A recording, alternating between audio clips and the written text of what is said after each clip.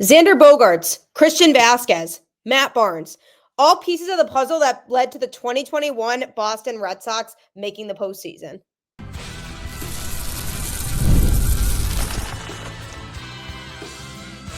You are Locked On Red Sox, your daily Boston Red Sox podcast. Part of the Locked On Podcast Network, your team every day. Hello and welcome to Locked On Red Sox, your daily Boston Red Sox podcast, part of the Locked On Podcast Network, your team every day. I'm your host, Gabby Maljanian, former ESPN social media associate and current host of the Boston Balling podcast as well. And I am here to bring you the latest in all things Boston Red Sox, Monday through Friday, straight to your favorite podcast feed. And want to know the best part, because I have not said that yet, it is free. So you have nothing to lose, really, but to tune in, because Locked On is your team every day. Today's episode is brought to you by FanDuel. Right now, new FanDuel customers can get $150 in bonus bets if your first $5 bet wins. Download the app or head to FanDuel.com to get started.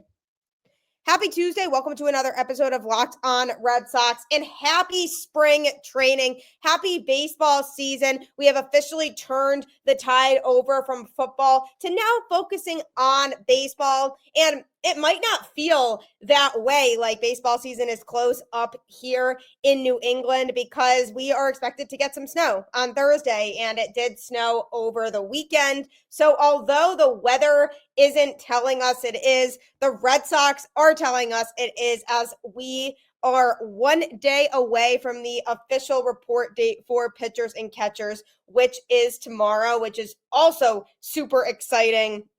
So I cannot wait for baseball season, which is in the air. Soon enough, all of the Red Sox players will be down at spring training. Some guys have gotten there already and have reported before the official qualifying date that they need to be down there. And it's just very exciting, because it all indicates that opening day is right around the corner. And as we look ahead to opening day, we think about a Boston Red Sox team that still has some holes and question marks when it comes to the roster makeup and what this season is going to look like. And sometimes teams surprise you and go a lot further in the postseason than you think they're going to go. For example, the Mets in 2024, who, yes, had a big payroll all season long, but were not playing like they did and were struggling. And then they made a turnaround and were able to be serious threats in the playoffs. And sure enough, they just ran into a Dodgers team that was unbelievable and ultimately won the World Series. But they went a lot further than people thought they were going to. And you can even ask the Diamondbacks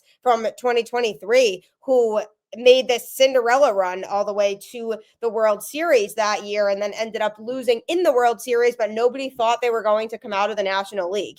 And you can argue that the 2021 Red Sox was one of those teams that was able to go out there and wreak havoc and surprise people and make a run in the playoffs. And on today's show, I'm going to be going over and looking back on the 2021 Boston Red Sox roster, talk about who made up that roster, and kind of compare it generally to where the Red Sox are at now in 2025, because the Boston Red Sox in 2021 were not expected to make the postseason. A lot of people thought that they were going to miss the playoffs that year because of the roster makeup that they had and the question marks that that team had. But they got hot and they started playing really good baseball towards the end of the season, ended up winning the wild card game against the Yankees, and ultimately ended up losing in the ALCS to the Astros that year. But what was so much fun about 2021 was exactly that there wasn't a lot of pressure on the Red Sox to perform well, and people weren't expecting it. So it allowed the guys to just play freely and with a nothing to lose type of mentality. And ultimately it led to them making this deep run. And I'm hoping that when it comes to the 2025 team, there is a little bit of a sense of that too going into this year, that there may be people who doubt us this season. So why not prove them wrong? How much fun would that be for us to play better than people expect? And I think that's the mindset that a lot of these guys have. So I hope they're channeling their inner 2021 Red Sox and saying, okay, that was a Red Sox team that, although I wasn't on that team personally, I could see what they did in 2021 to get to the playoffs, and I want to be part of that. Now, when it comes to the 2021 Boston Red Sox roster, their pitching staff was very much a mix of guys. They had Matt Andrews, Matt Barnes, Edward Bizzardo, Ryan Brazier, Brandon Brennan, Colton Brewer, Austin Bryce, Cutter Crawford, Austin Davis, Nathan Evaldi, Raynel Espinal, Michael Fellas, Stevenson Gonzalez, Darwinson Hernandez, Tanner Houck, Caleb Ort, Adam Ottavino, Brad Peacock, Martin Perez, Nick Pivetta, Garrett Richards, Yaxel Rios, Hansel Robles, Eduardo Rodriguez, Chris Sale, Hirokazu Sawamura, John Schreiber, Connor Siebold, Josh Taylor, Felipe Valdez, Ryan Weber, Garrett Whitlock, and Brandon Workman. Now, I just rattled off a bunch of names, but when listening to those names, how many of them actually stood out to you as, oh, that was a really solid pitcher? Not very many. Now, you had Tanner Houck, who was starting to emerge at that point as being a potentially really good pitcher for the Red Sox, but we hadn't seen a lot of him yet at that point in his career. But people were starting to see that he was a pitcher who could be a huge weapon because of his variety of pitches that he could throw well, and he was striking guys out a lot, and opposing hitters were struggling against him. So after the 2021 season, there were people who were saying, Tanner Houck could be something special. And here we are now a few years later, and he's shown a ton of improvement from that point generally and is proving to be a really strong pitcher for Boston. So you have him. And then you have a guy like Matt Barnes, who pitched out of the bullpen and always found a lot of success with the Red Sox. He was a guy who the team knew they could rely on generally out of the pen. And yes, by 2021, he was starting to lose some of that fuel that we had seen from him in examples like a 2018 type of game where he was dominant basically all the time out of the pen. Then you go to 2021 and you're like, all right, he isn't as dominant at this point, but we can still appreciate what Matt Barnes does, and he was still a reliable reliever for this Red Sox team. Then you obviously had a guy like Chris Sale in there who wasn't quite 2018 Chris Sale, and he was starting to battle through injuries, but he was still Chris Sale, and people still got excited to watch him pitch. But I mean, as far as the rotation goes, then you had Erod in the rotation, who was super reliable some nights and not really reliable other nights. And I always thought that was interesting because you had a guy in here who could be super hot and then super cold. So you didn't really know what version of him you were going to get. So it wasn't exactly foolproof to be able to rely on him on a nightly basis. So that was tough for the Red Sox. Then they had Nick Pivetta, who at that point had just come over via trade to Boston, and people were unsure what he was going to be. And he pitched pretty well, but he was still kind of trying to feel out where his spot was on this Red Sox team and what type of role he was going to play and what kind of impact he was going to make. And he ended up being pretty good that year. But then you take other players like Martin Perez and Garrett Richards, who really struggled out of the Red Sox rotation. And if you look at those two guys, they were always question marks. They were always guys that you were worried about going out there and saying, are they going to be able to perform consistently at a high level? And the answer was no, they were not able to. They'd go out there and they'd have major command issues, or they were just not seeing the plate well, and they were getting stomped all over, and those two guys were struggling a lot. And if you look at the Red Sox rotation going into 2025, I feel as though there are less question marks. Obviously, generally, you have question marks with guys like Lucas Giolito, potentially Walker Buehler, and in terms of the fact that he's going to be able to stay healthy. But you have a solid group in there who showed a ton of potential in Tanner Houck, Brian Bayo, and Cutter Crawford. Crawford, obviously, to me, definitely still needs some more work in terms of limiting the home run balls. And Brian Bayo needs to channel his inner second half of the season that we saw from him in 2024. But those guys are still young and still blossoming into hopefully being stars for the Red Sox moving forward. And then you have Garrett Crochet, who the Red Sox feel could confidently be the ace of the rotation moving forward. So from a rotation standpoint, you're looking at a 2025 Red Sox rotation that to me is better than the 2021 Red Sox rotation, and that rotation made it to the playoffs. somehow, and people did not think that was going to happen. So that gives me a little bit of promise for the Red Sox heading into 2025 is yes, the Red Sox rotation certainly does have question marks and it has the potential of going very badly, but I also think it has the potential of being one of the best rotations in baseball if everybody is healthy and performing to the level they're capable of. And I think Andrew Bailey and the Red Sox pitching coaching staff in general know the ability level of the guys on this team, and they know that these starters can perform at a high level. It's just a matter of are they able to go out there and execute. So that's what I'm looking for heading into the 2025 season from the Red Sox rotation is where do they match up to other rotations across the league? Can they be a rotation that is consistent enough to fuel them to the playoffs like the 2021 rotation found a way to do? And I'm hoping the answer to that question is yes, but there are obviously lots of other parts to the roster as well besides pitching. And coming up, I'm going to be talking more about the 2021 roster makeup for the Red Sox and what exactly led them to the playoffs. When the game tips off, the NBA action is just getting started, and there's no better place to get in on it than FanDuel, America's #1 sportsbook.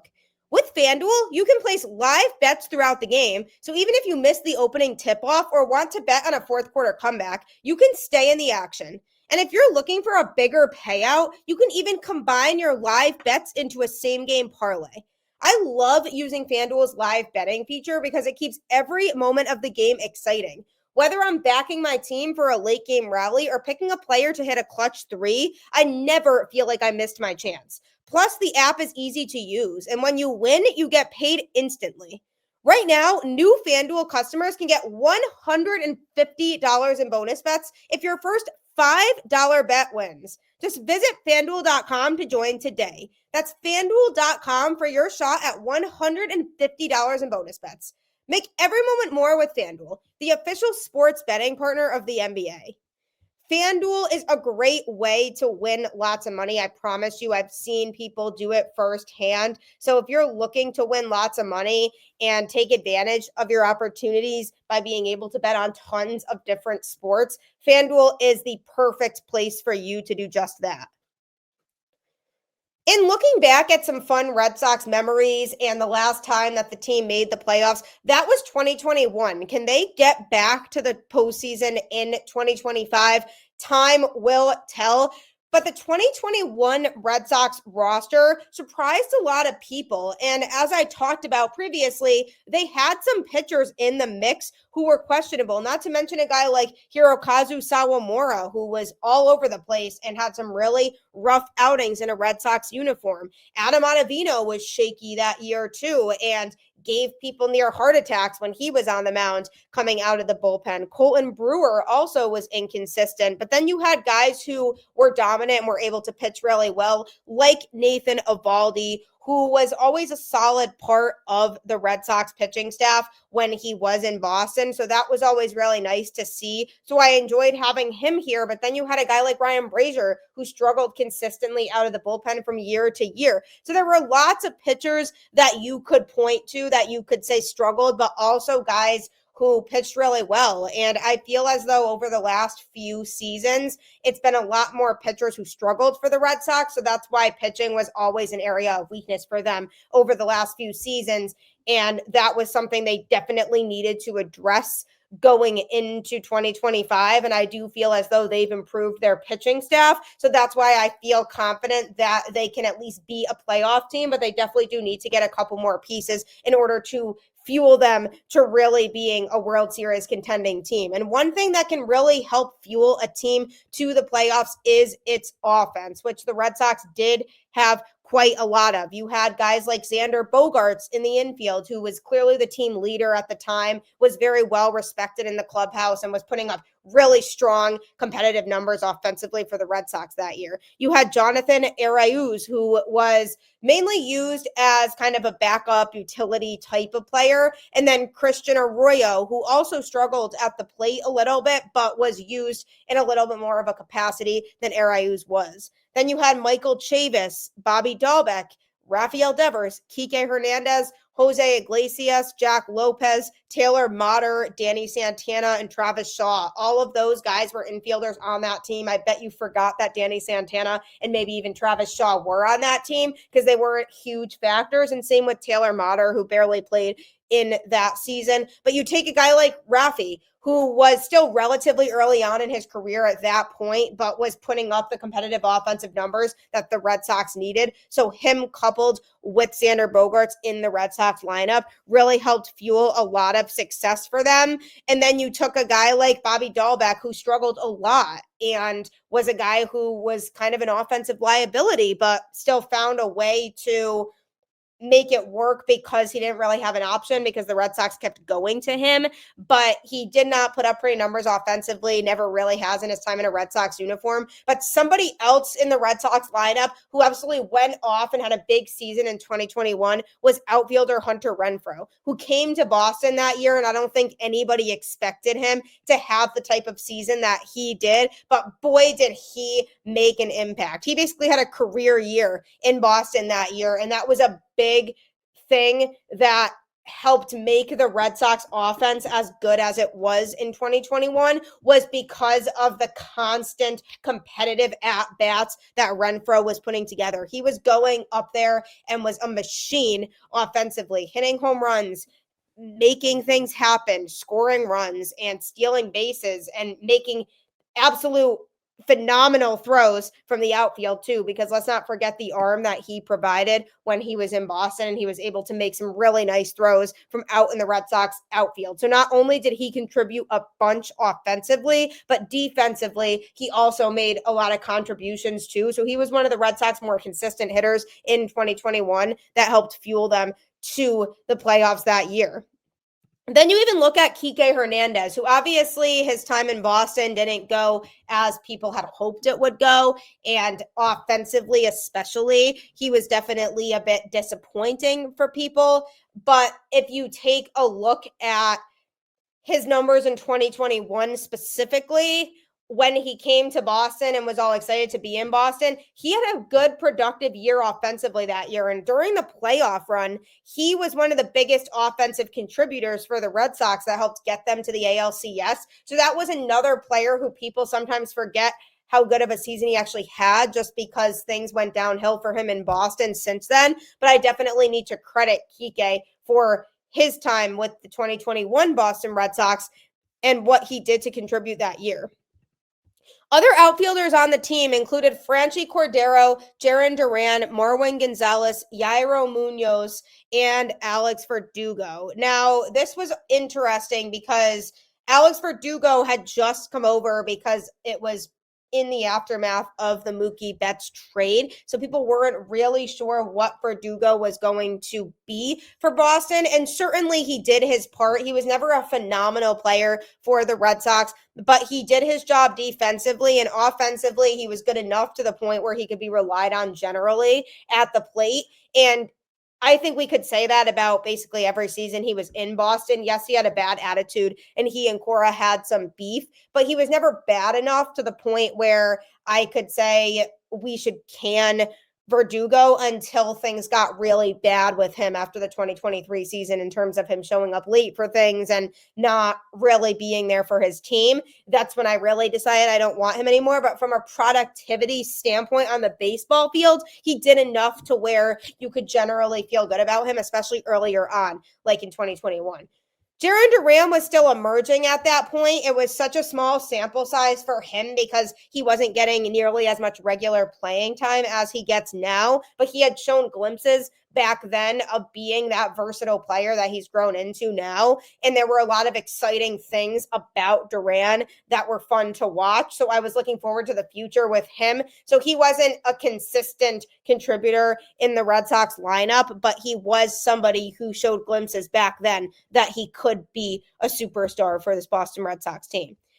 In terms of the catching situation, they had Christian Vasquez, who kind of was serving as the primary catcher at that point. Lots of the pitchers liked throwing to him. He was a team leader. He was a guy who loved Boston and thought he was going to end up spending his career in Boston. So it was really sad when the Red Sox ended up trading him. But back then, yes, he was not the best offensive catcher. He did have a lot of moments where he would go on tears offensively, but he was generally known more for his defense and being able to elevate pitchers and their ability level and making the right calls behind the dish. So in terms of a game facilitator, I really liked Christian Vázquez being here because it really helped elevate these pitchers. And I truly believe that was a big part of the Red Sox making that big of a run in 2021 because he was able to work with and individualize each pitcher in terms of their arsenal and what they should throw in certain situations to be able to get them to maximize their outings.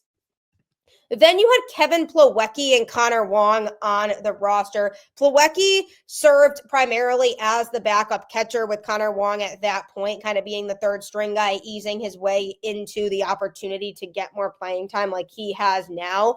But if you look at the catching situation in Boston back then, it was stronger than it is now because now you have Connor Wong as that number one catcher, and you don't really know who else is going to catch in Boston with him because he'll obviously be the number one, but do they feel confident enough in a lot of the guys that they acquired this offseason for one of them to step up and be that number two catcher? I'm a little bit concerned about that situation heading into 2025 for the Red Sox, and that's something that I believe the 2021 team had an advantage in was their catching situation because they had more established guys and we kind of knew, okay, Vázquez and Plawecki are the guys. If Wong shows some glimpses, maybe he gets an opportunity. But now it basically feels like it's Connor Wong and not a clear indicator of who the other secondary catcher is going to be at the major league level. So we'll have to see during spring training how that all plays out. But then you had JD Martinez and Kyle Schwarber on the roster. Both were kind of used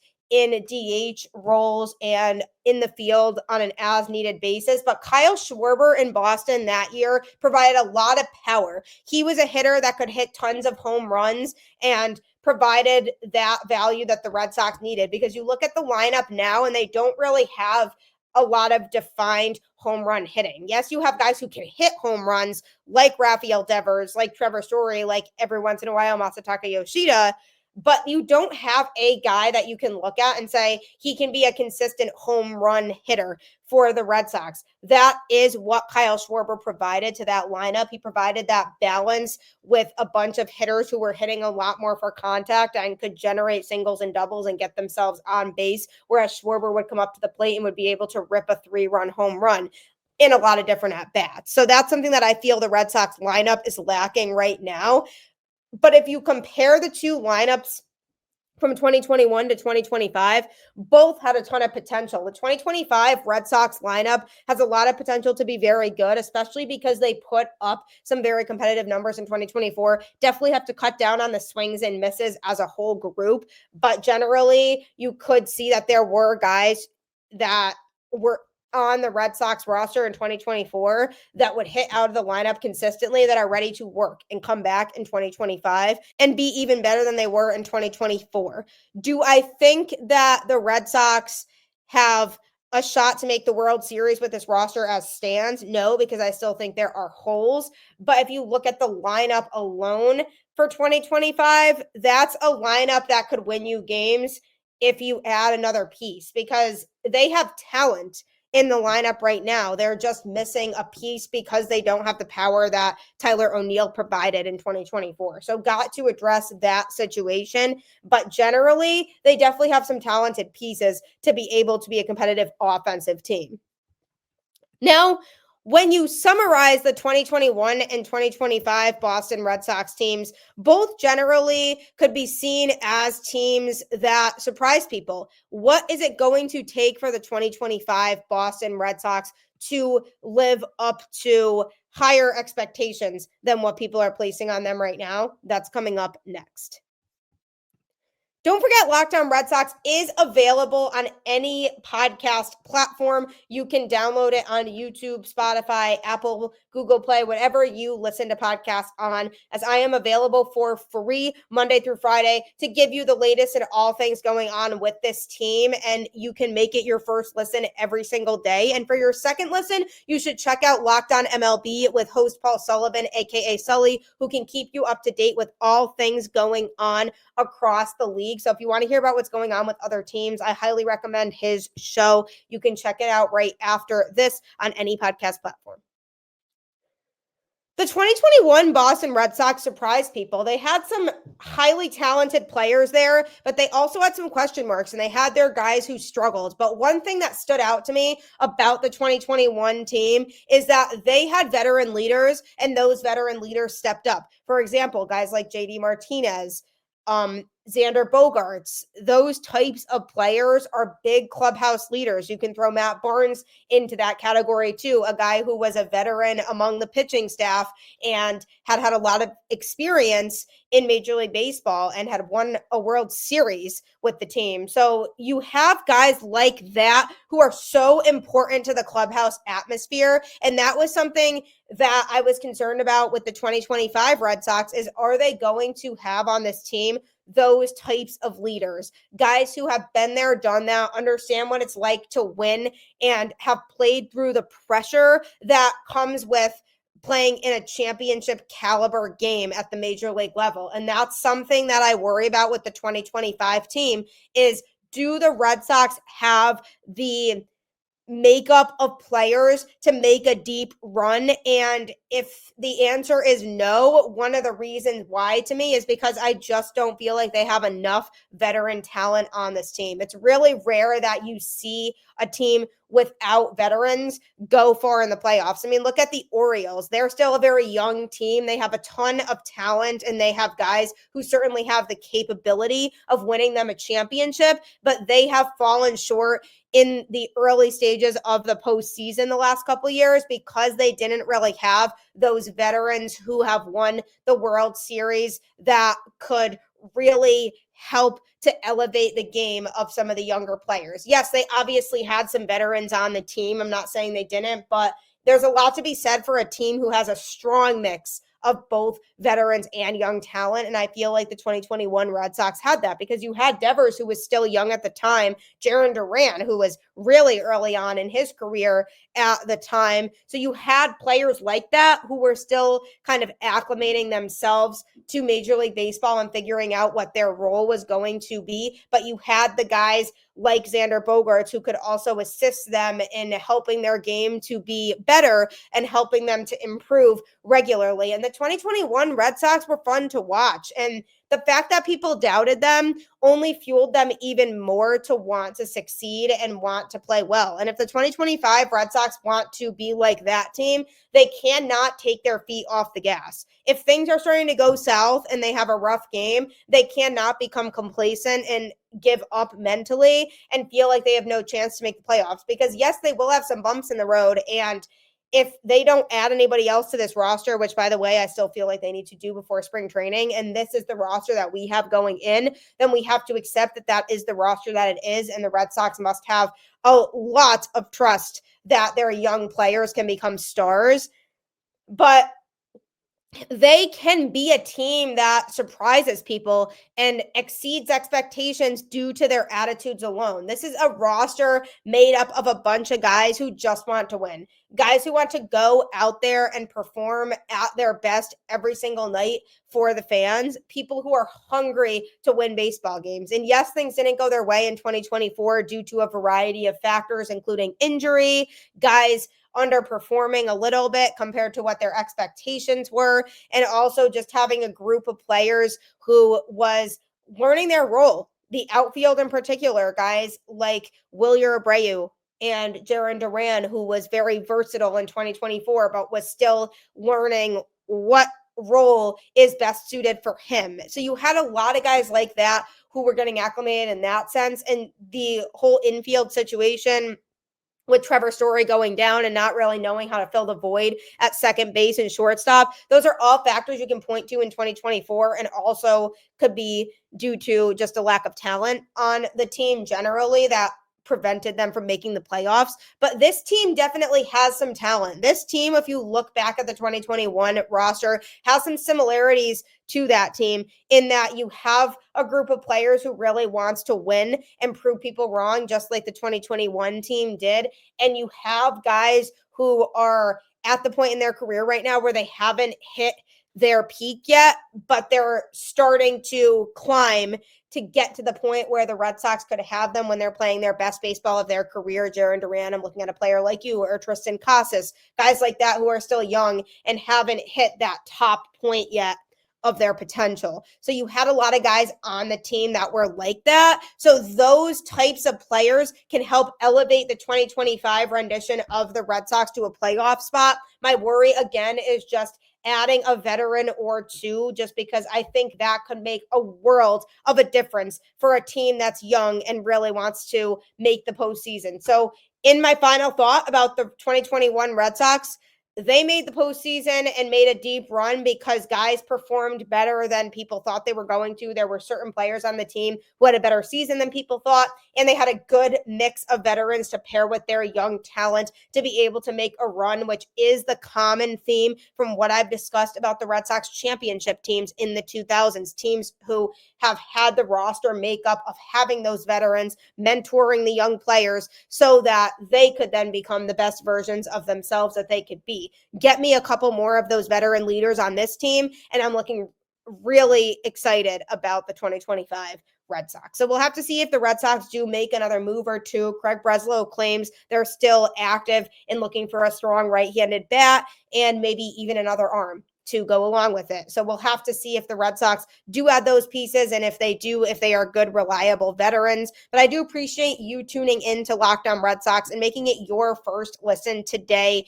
Hopefully you can next tune into Locked On MLB right after this. But like I always say, keep the faith, go Red Sox, and I'll catch you on the flip side.